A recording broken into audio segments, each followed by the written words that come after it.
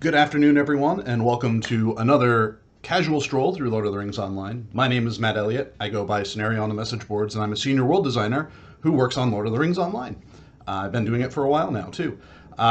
Welcome to the third in our series of preview streams for the Kingdoms of Harad expansion pack. The first week of our previews, we did Adagim. Last week we did Kijon, and this week we are doing the region of Shêru.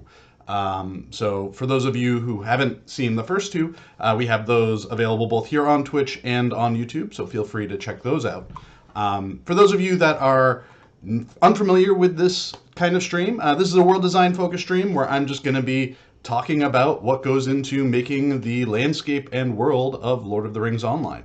Unfortunately, I'm not going to be able to answer any questions regarding things that are outside of that. So if you have questions regarding things like PvMP, class balance, skills, monster skills as well, lag, like those sorts of things, if you need help with accounts and whatnot, I'm not really the person that can answer those questions for you. Your best bet is to either check in on Friday for the weekly Court of the Ring stream, or to drop into the forums or Discord and ask your questions there, and hopefully whoever is on tap for those questions will be able to answer them for you here.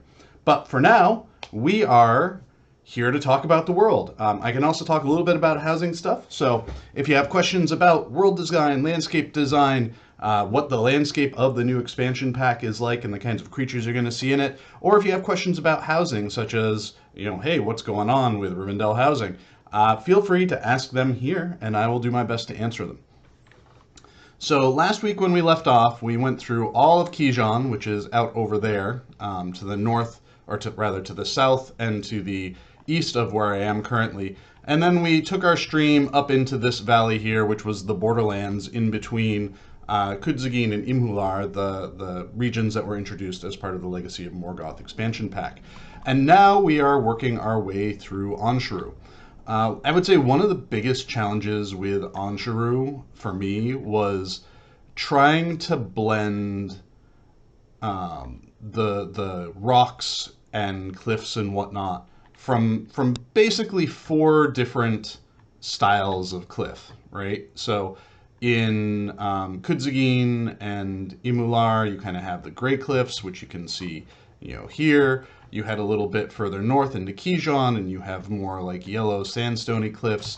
You start heading to the west and to the north, and you get more Kudzagin and Idigal influences with kind of more reddish rocks, and 2 different kinds of red, to be fair. So it was a challenge for me to figure out how to blend those different rock types together into something that felt good and felt natural. Let me turn off my cloak real quick so that we can get the day file overrides happening in here as well. So we are here now in Shêru. Shêru is kind of a blighted, blasted wasteland with salt flats and just gray and brown deadlands, effectively. But it's also got some things like these wonderful little crypts all over the place within it. These were a fun challenge because they look like dungeons, but they are built as landscape.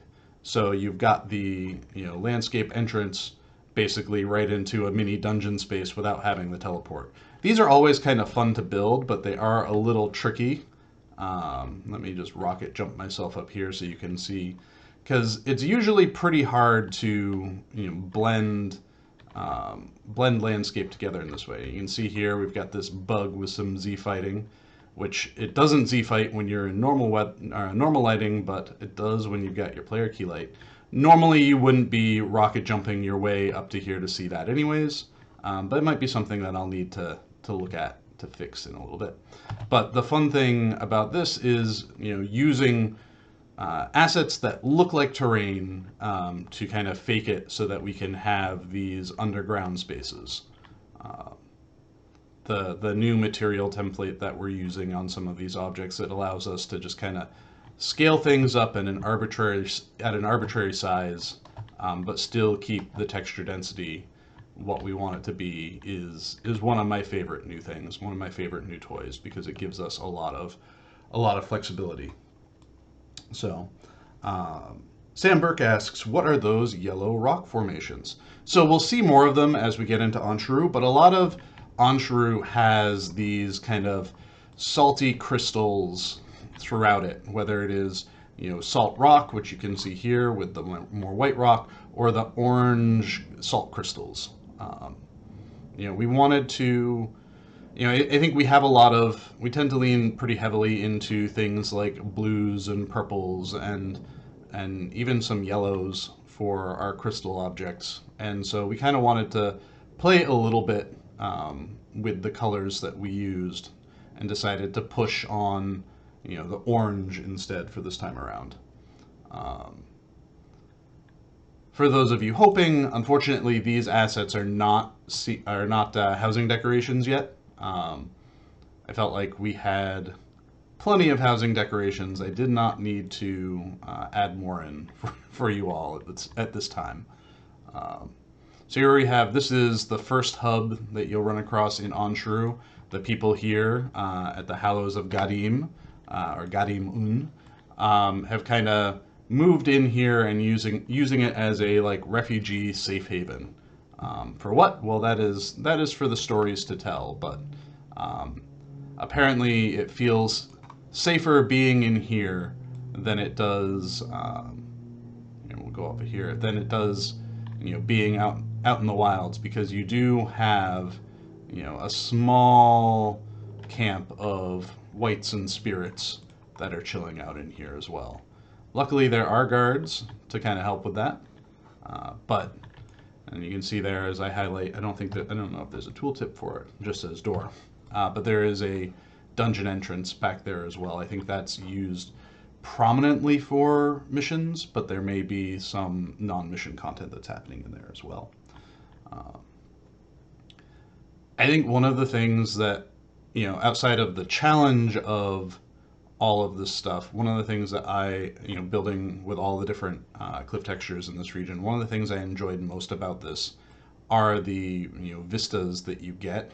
And not necessarily like lookout points, but as we get up here into the higher plains here, you'll be able to see kind of just a wide open sloping valley kind of experience. And when the sun hits it just right, it's almost blinding. All right, one of the things I'm going to need to do probably through here is clean up the roads. And I don't need to be uncloaked now, so we'll cloak off. All right.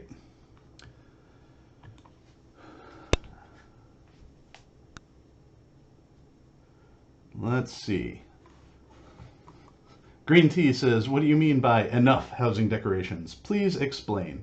Well, we had about 500 housing decorations for everything, so cloak these. There we go. So I'm not sure that we need to add any more. I actually did end up adding another 8 or so this morning because I had forgot a set of assets that I really wanted to make sure were represented. Alrighty, well, let's run up here. I know there's a couple of monster camps up this way that we can check out, featuring some of our new monster APRs, our new monster appearances. We've got a hyena camp, loaded up with adults and pups to harrow and heckle you as you explore through here and complete the content up in Spoilers Crag.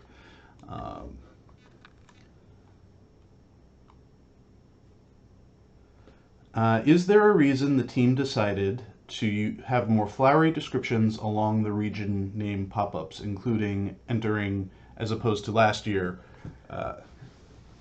pop-ups upon entering as opposed to last year, e.g. Molderwood, Shorn Vale?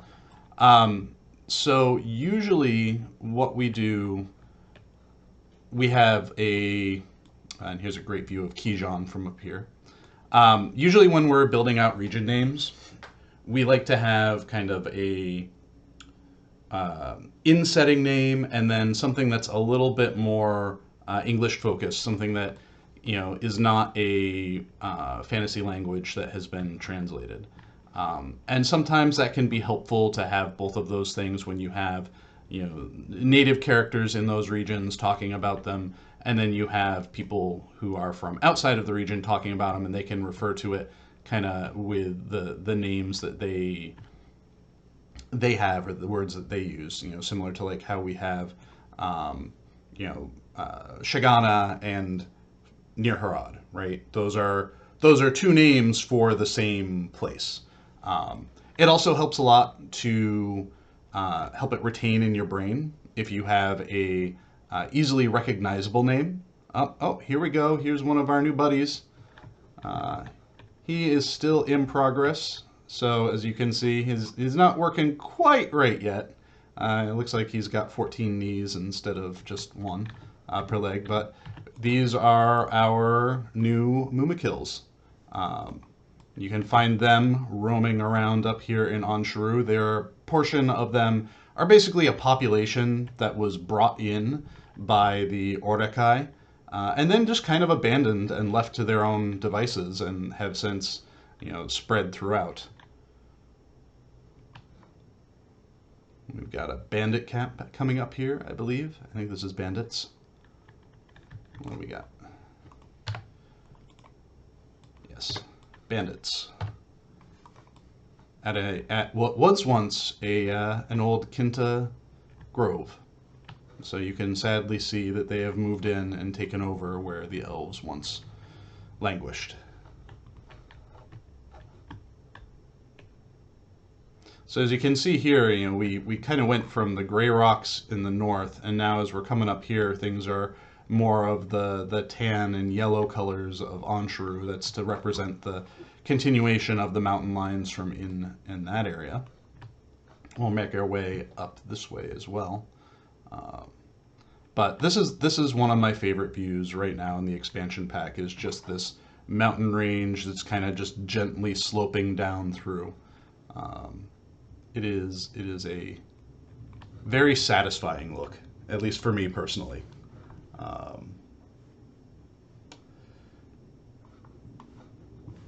Hellhunt says, it looks different in a nice way, and that orange fits well and balances that gray.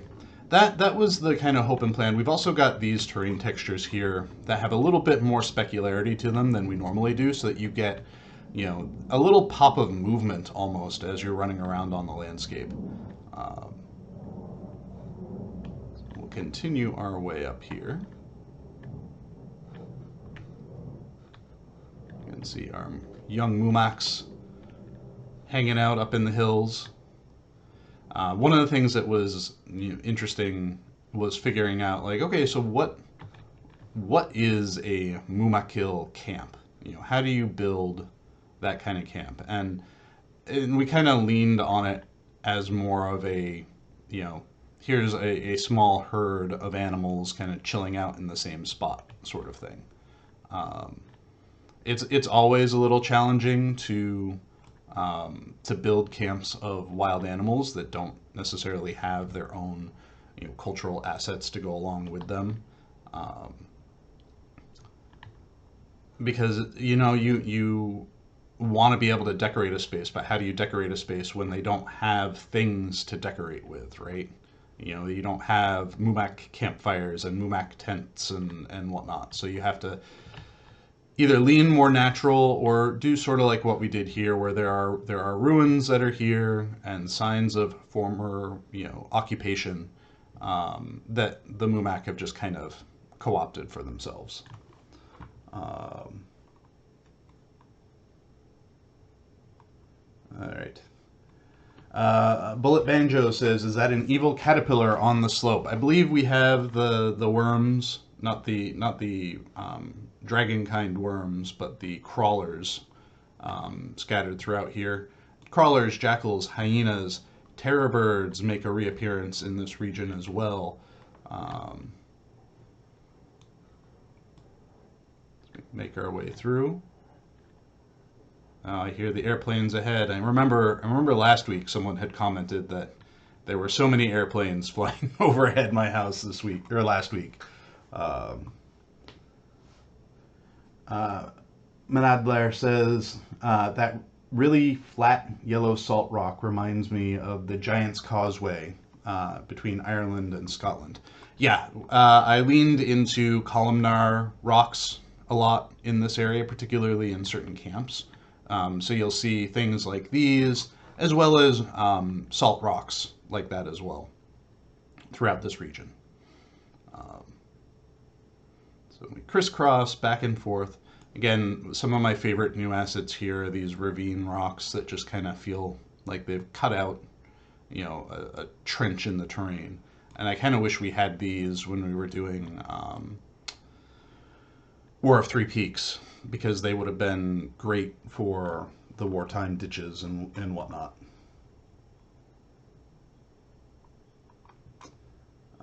Green Tea says, "Is that a new mount?" Assuming you mean the smaller Mumax. No mounts. Our new mount type for the expansion pack, if you have not pre-ordered or seen it at all yet, are the camels. That's our new mount type, and they're looking great too. All right, we're gonna run over here to get into another one of our indoor-outdoor dungeon spaces.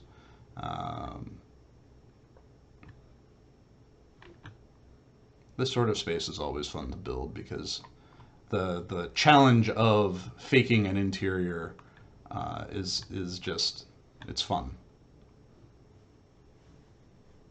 While still leaving elements like this to kind of showcase that, oh, it is open to the sky.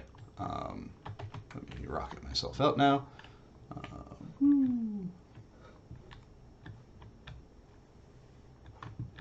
Apologies to those of you that might get motion sick while I'm doing this.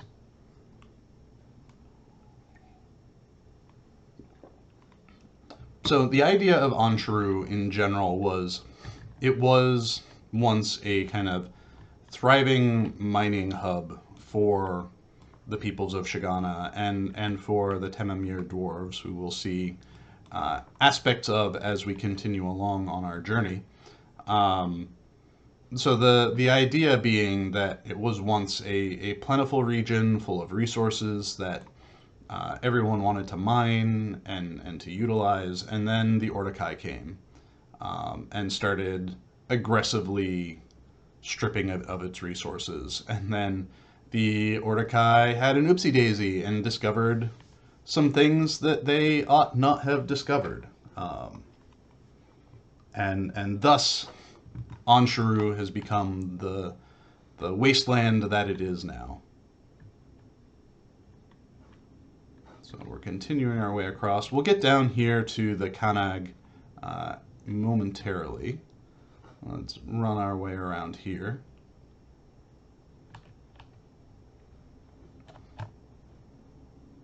So, and you can see here, as I mentioned, the mining efforts. You can see that up ahead. You can also see where the yellow and the red rocks are starting to blend together, where they're starting to come together, where it's the two rock types intermingling.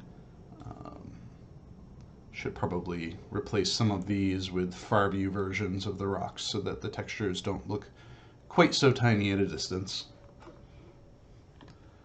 Mario Justum says, going from the base sea level, how do these mountains compare in height to, say, the Misty Mountains? I would say at their peaks, they're probably comparable to the Misty Mountains, though I don't know specifically or exactly where in elevation this lies in comparison to the Misty Mountains. I haven't done a direct comparison. Usually when we're building stuff like this, the elevations are relative to what's around them, not necessarily relative to what else has been made. Because also to be quite frank too, the sea level can vary between regions as well based off of what our own needs for the space are. So, what might be the sea level in region 1, that might be higher or lower in region 5 just because of how we made that region.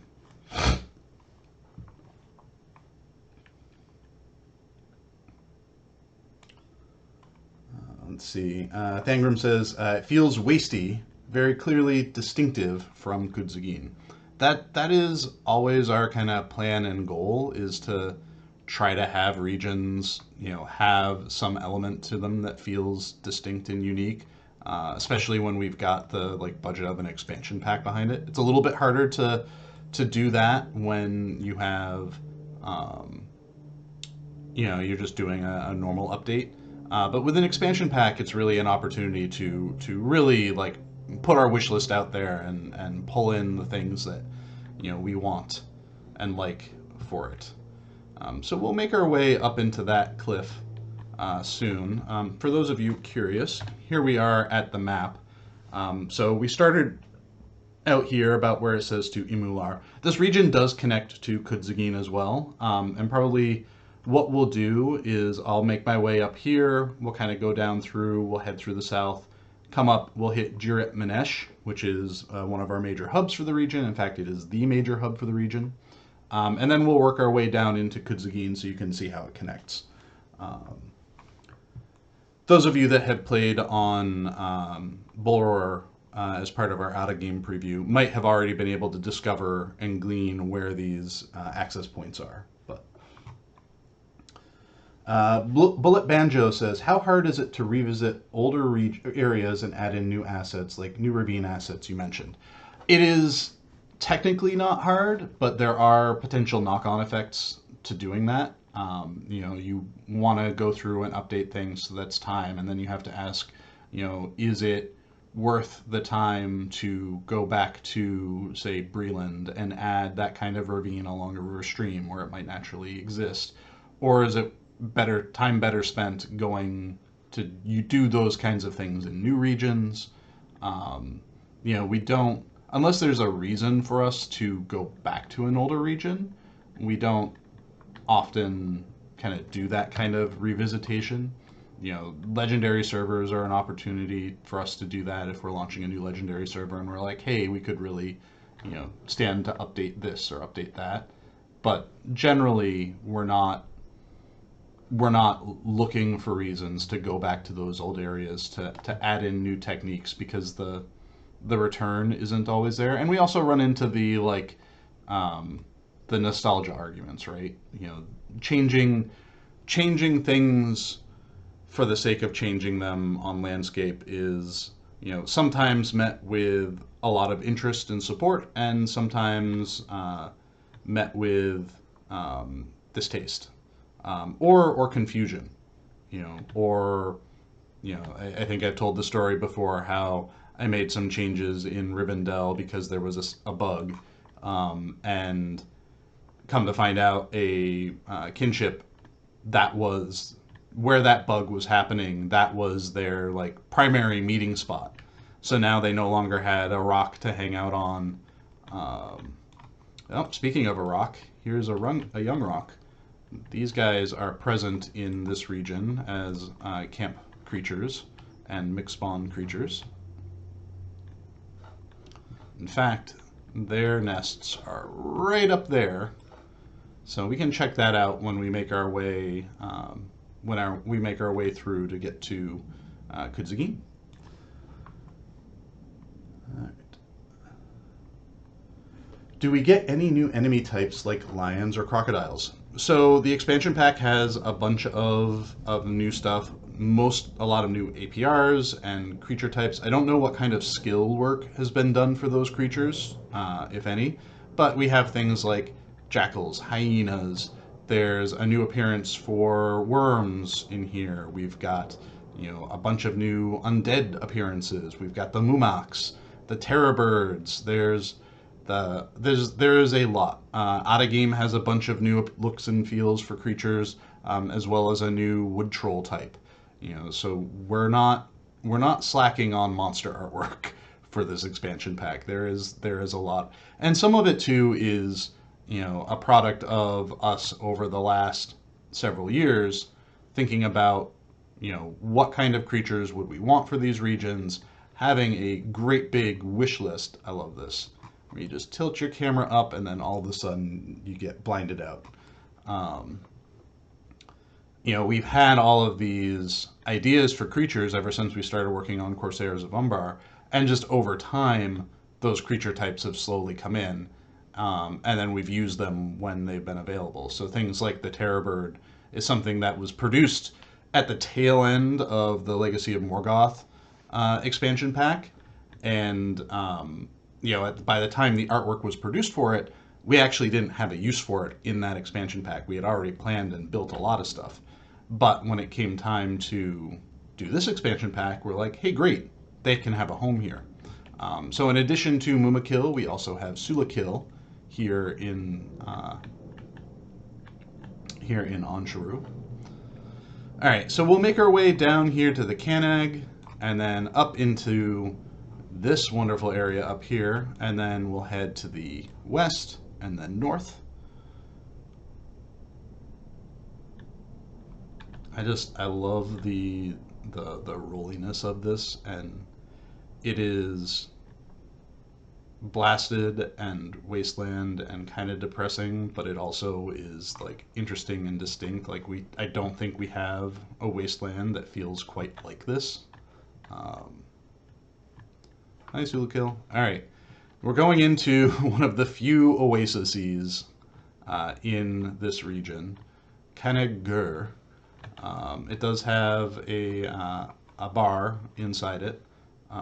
We'll save that for the stream where we're actually going through and looking at the interiors of the expansion pack.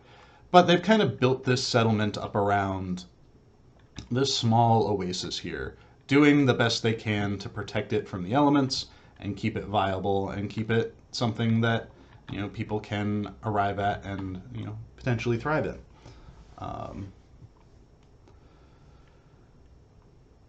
Green Tea asks, do you play other games to specifically see how they did landscape? Some games I do.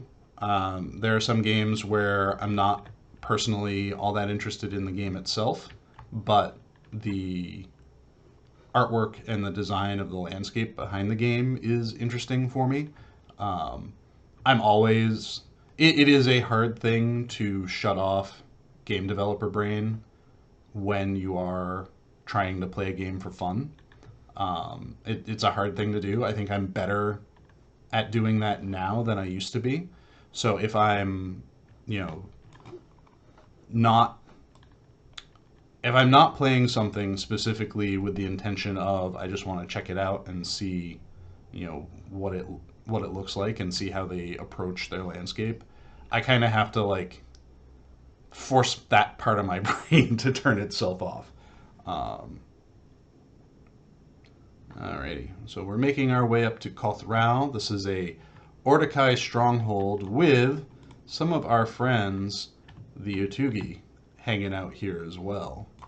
And where there's a Tugi, there's other stuff that is probably worse. We're going to make our way over here.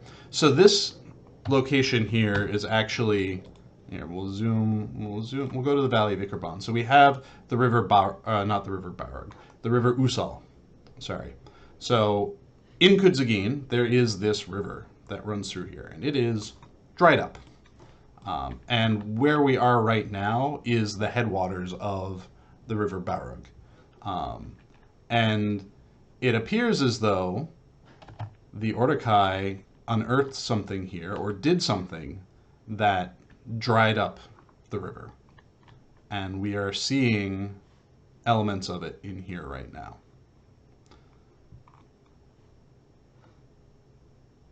We are in Damodar. Some hidden ruins. Ruins potentially hidden behind a waterfall that no longer exists.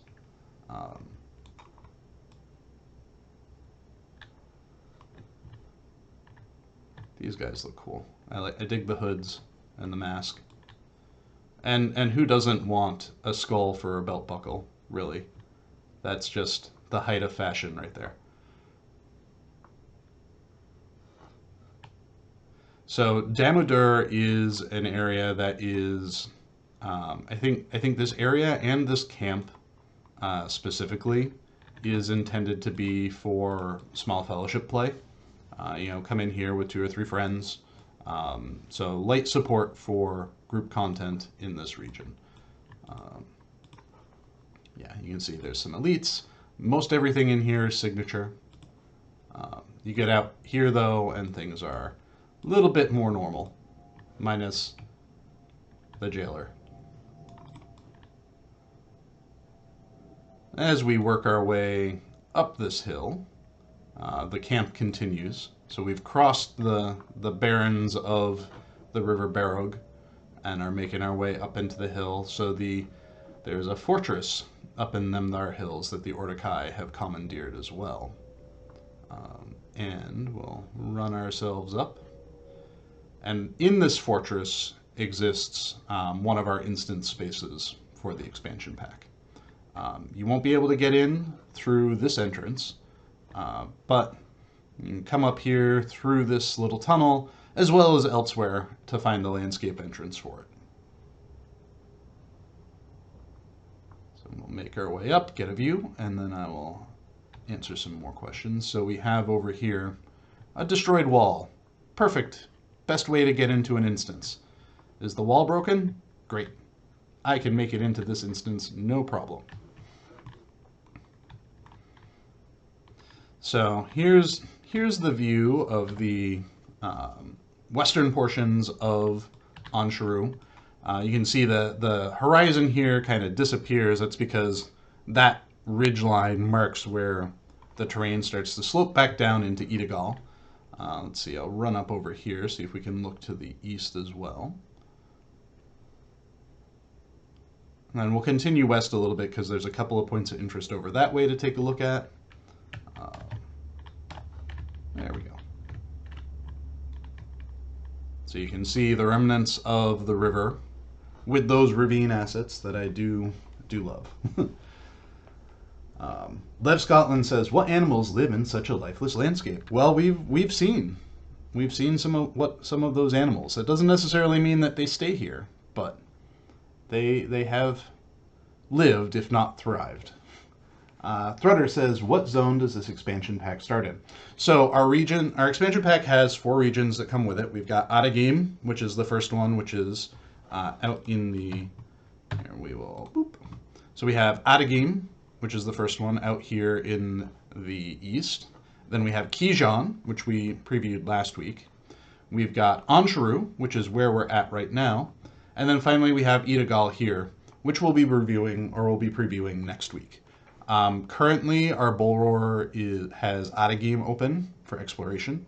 So if you are interested in checking out Adagim, please feel free to jump into that. As we have successive bull roars, new regions will be added to the available list. But in order to help kind of keep us focused on specific spaces, Adagim is the first one and the only one currently available as part of our bull roar.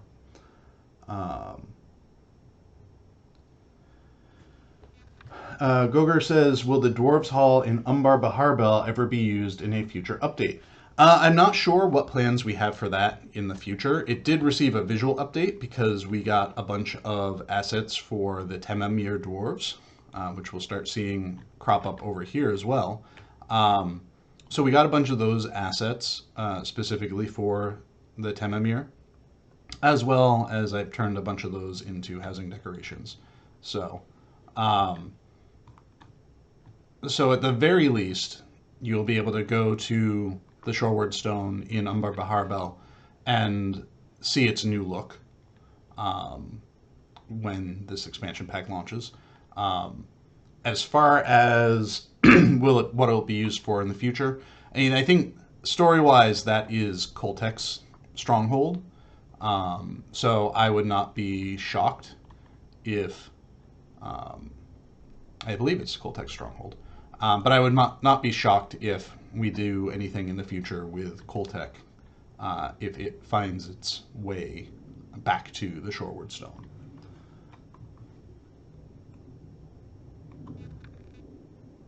Thangdrum says, "Could have sworn I saw a rhino-looking fellow." Yes, you saw the Sulukil, which are kind of our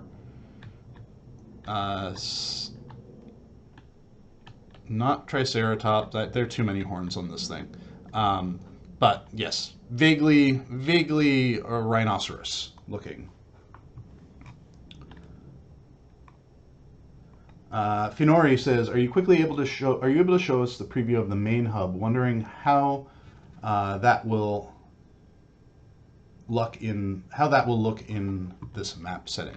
We'll get there. Jiret Manesh is the kind of the home city of the Temamir dwarves here in the south, and I don't know how much I should talk about with the story, but the general conceit, the general idea being that, they have for a very long time been sequestered in there and were kind of hiding, and there's a faction of them now that want to return to the world and kind of continue to both grow their kingdom as well as just be out in the world after being cooped up in Jiret Manesh for such a long time. Manadler says, "Have you had a drink of water or something yet?" Well, that's a good reminder. I'll be sure to do that because I've been talking a lot. Good old black tea. Definitely need to go through and do a scene cleanup pass because we had a bug with our scene file system that was causing things to not show up and work the way they should. And then, as I say that, my frills blink out on me. But we had a bug that was keeping things like, rocks and trees and whatnot from showing up in the way they were supposed to, and they were looking different in our tools than they were in our actual, client. And, so we had to track down and fix that issue. Here we have our new Kurgrim look for Shagana. Kind of an evil ogre looking beast. We make our way further down here, and we're going down into the valley so that we can really get the good walk up into the Quelling House, which is a formerly Temamir like entrance to mines. A small Temamir city with mine entrances within it. Formerly belonged to the Temamir, but has since been taken over by fell spirits and is now more of a charnel house, a crypt, than it is a fortress and dwarf holding. So as we approach,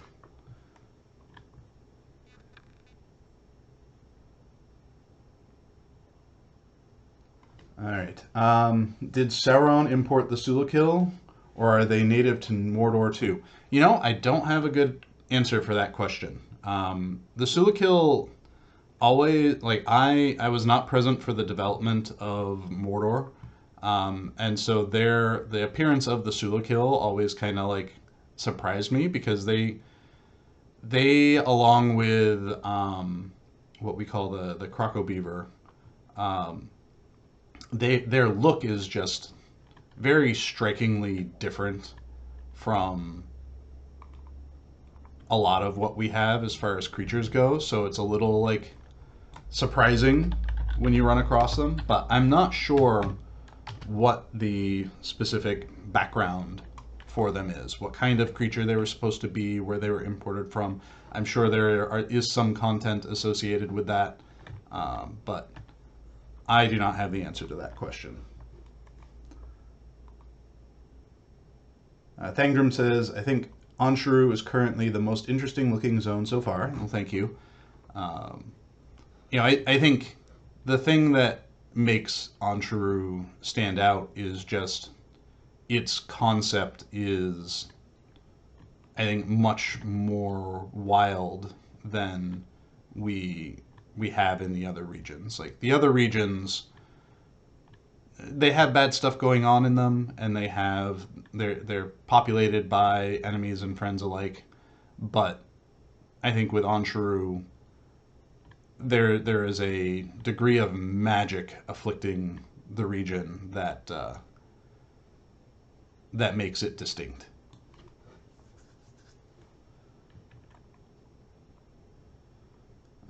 Let's see. See what we have for other. Druid's Fire says, "It's a crime against game development to have a waterfall without a secret treasure or chest behind it."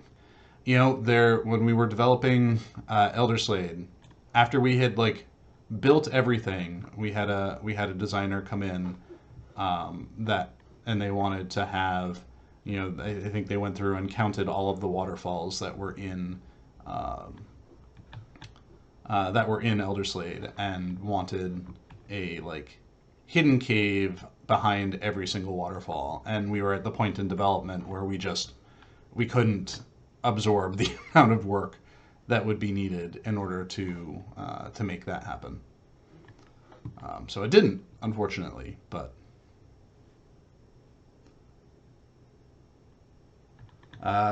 Blade GPS says, will there be new races or classes for this expansion pack? No, there won't be.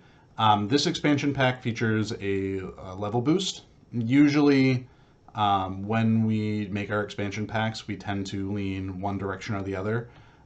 We either do a new race or class, or we do a level boost.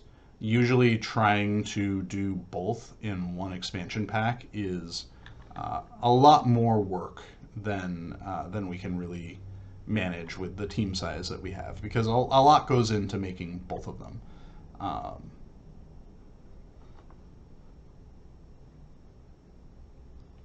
Alrighty, we'll step out here and cloak again.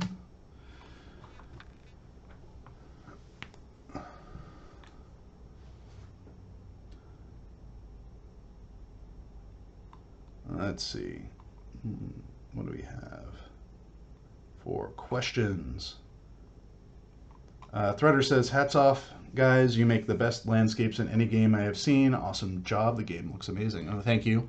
We're trying our best. Sometimes the age of the engine fights us in what we want to do and how we want to do it. But we do our best. I think there are certainly a lot of things that we've learned from looking at modern games and what they do and how they do it, and then have tried to adapt some of those things to our own game, our own engine. And some of those things are more successful than others. Some work, some don't. And that's all part of the fun of developing a live game.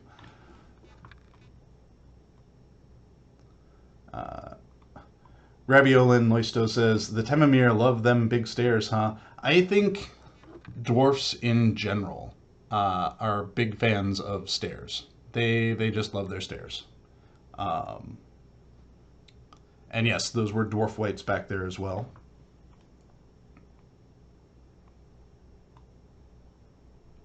Druid's Fire says, man, I want that Death Aura when I'm running around landscape. Yep, I have my sneaky admin damage reflection.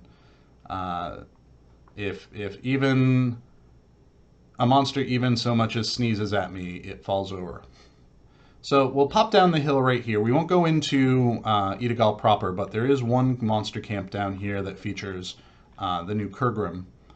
So we'll pop down here to take a look at things. There's another of our dwarf whites, so that we can get a better look at them, and then we'll head our way back up. You can see the vistas of Idagal down over there. We've got our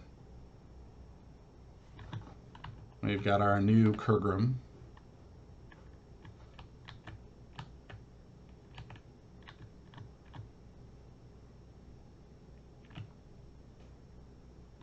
They're almost a little shiny.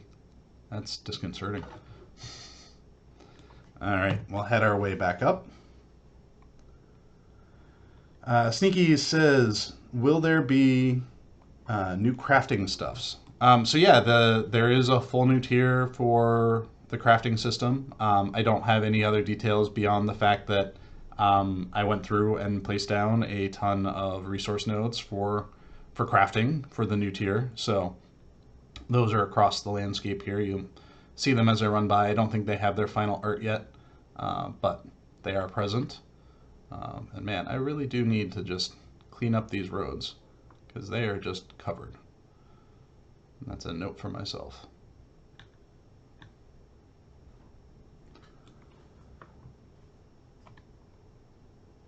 Riri Freak says that's quite a big not a dungeon, is there also a dungeon space associated with it?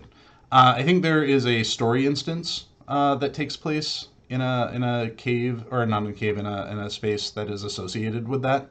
But that space in particular, the Quelling House, is not part of a like repeatable, um, a repeatable 3 or 6 person instance.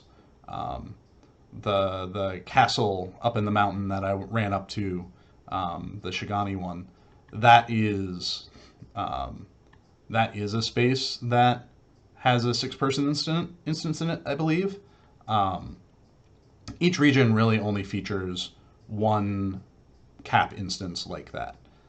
So you have the raid, which is an Ada game. I think Kijan has a 3 person instance. I think Shêru has a 6 person, and Idagal has a 6 person. So we got our Grodbogs here. I don't think we got any new appearances for the Grodbogs, so that is a very bright pink one. But I don't know if that's been present for a while. But we've just got a little hive here for the Grodbogs.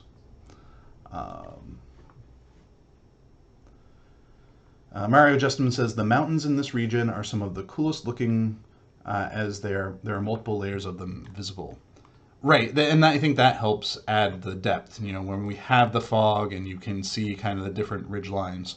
I think one of the things too that helps these mountains in particular stand out is the fact that a lot of them, we're not concerned about trying to make these mountains playable.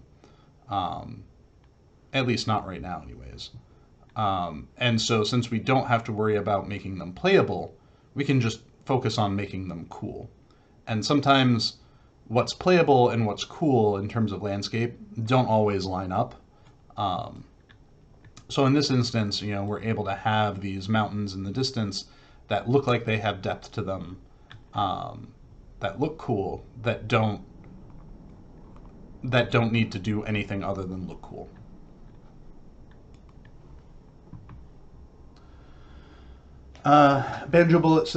Bullet Banjo says, what was one of the more ingenious ways you've overcome the engine limitations while building landscapes?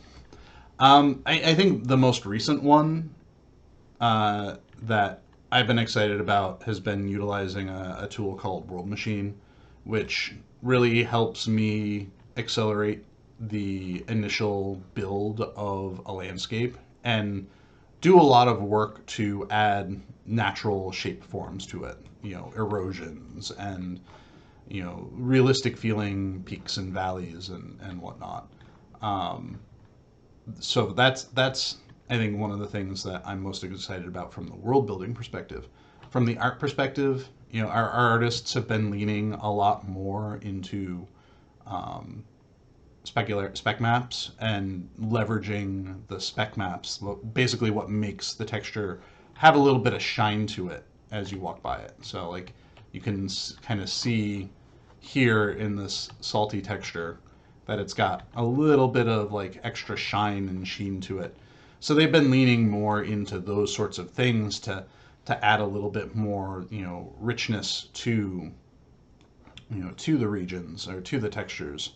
And I think the one that was like most successful is the puddle, the puddle texture we got for Umbar, where it has a reflective appearance, but is not itself reflective at all like water would be.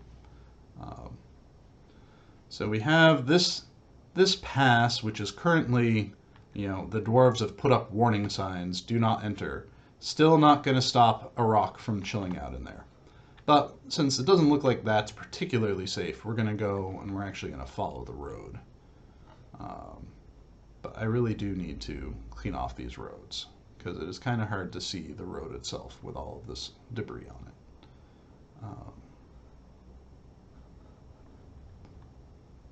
So we will make our way around. One of the things I want to do real quick, before we get too much into the mountains, I want to show you all the sunset. Oh, too late. 0.75. Nope. It would help if my numlock was on. Here is the sunset of on Shêru.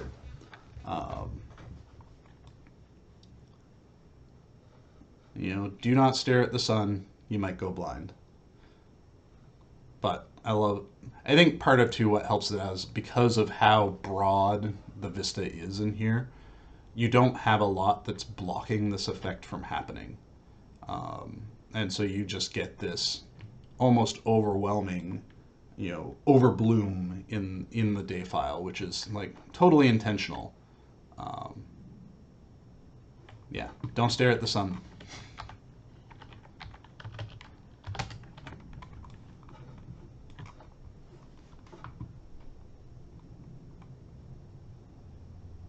All right.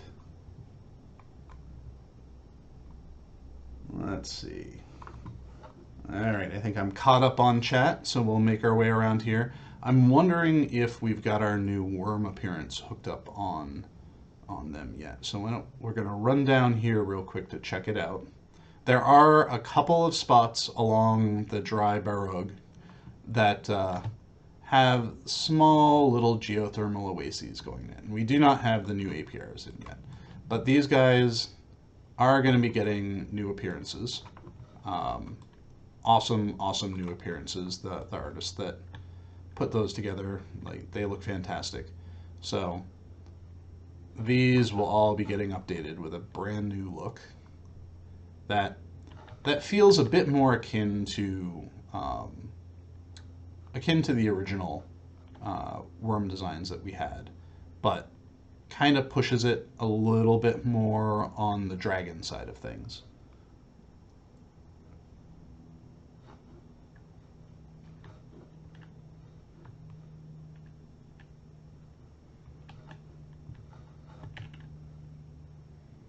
All right, so my note for myself: put fruit killers on the road. We will make sure we do that before the game launches.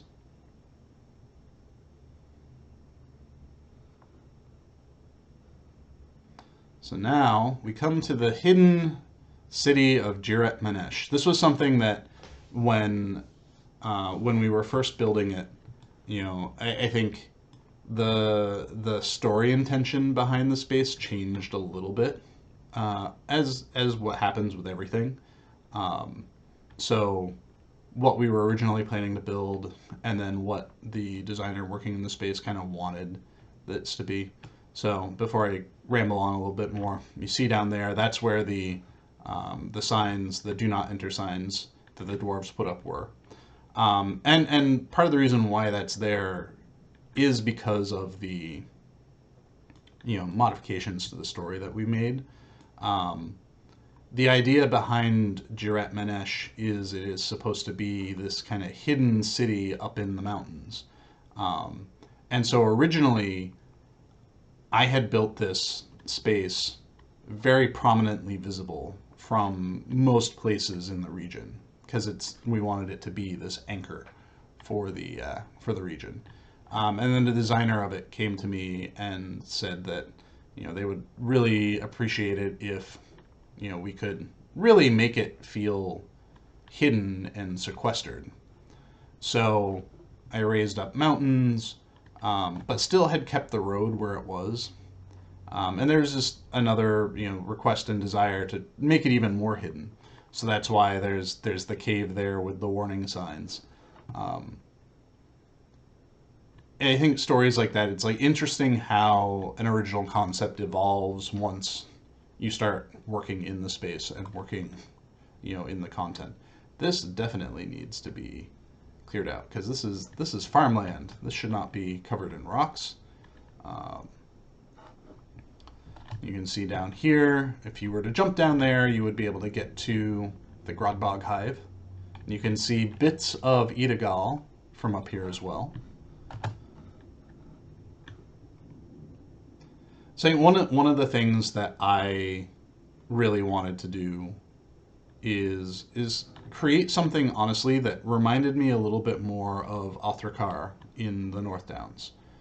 So many of our dwarf spaces are, in caves. They're all interiors with only a slight facade. and I really wanted to build something that felt like it was a thriving open air city. You can still have its interiors. We've got all of these doors everywhere, so if we ever did want to build more of an interior space, we can, and we in fact do. Um, this takes you into the city itself. Um, right now, I think my server is just a little hangry. Um, I guess I'm not going to rocket jump either. All right, so my server is a little cranky. That's okay. We're gonna go and look at that interior when we get to the interiors stream, which is in 2 weeks, I want to say. I do anticipate myself to just suddenly launch up into the air whenever my server decides to catch up with me. But in the meantime, I'm just gonna keep on running. So we'll check out, we are almost done with this region. There's one last thing to check out, and that's the rock nest, which is right across the valley from here. That's another thing that changed kind of significantly as part of our development process, because originally we had Jirat Manesh here, and then we had the rock nests here. And the designer working in the space was like, oh, this feels a little too close. It feels a little too close. Can we move it? And I had not put a lot of work into building this camp yet, so I was like, sure, easy peasy. We'll put it right over here, so it's a little bit further away, so that the dwarves, the Temamir dwarves, do not have to worry about rocks right next to them, picking them off and lifting them up into the sky.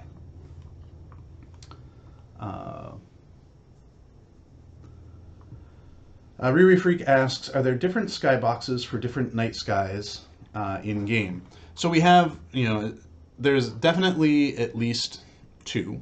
We've got our normal sky, which you see in most everywhere in the north. So things like, Eriador, Rovani, and Gondor all generally use one specific Skyfield asset. And then here in Umbar and Shagana, we use a different one to get you that like Milky Way galaxy feel. As far as constellations that are used in those spaces, I don't know if they are the same, or if they are same and unchanged, or if they are different, or if they are the same just in different positions. I would have to look into that answer. So now we have a rock roost.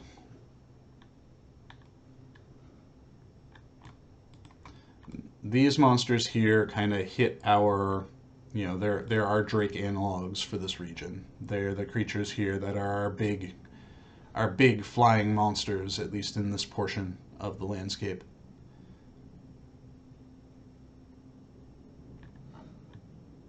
Oh, server caught up with me.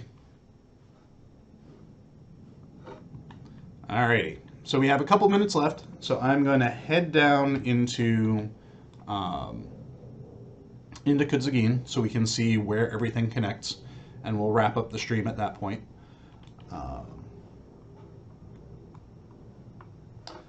Bullet Banjo said, I really love Othrakar and Gabble Shatter and Angmar. Glad to see the return of these hidden surface dwarf settlements.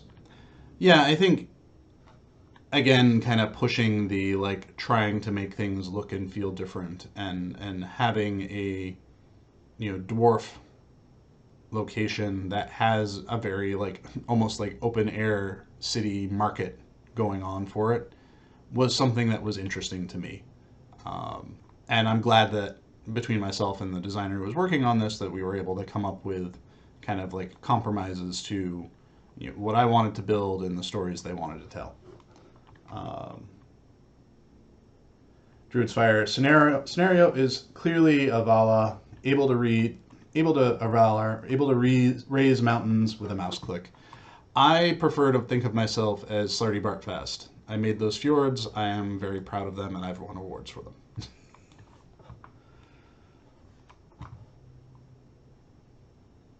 All right, and go down here. So we're now running down through the remnants of the river. There are travel routes that will connect from Kudzagin up into Shêru, and this is where they come through. They just full on come right up the riverbed, and there's some ridges that they can take once they get high enough up.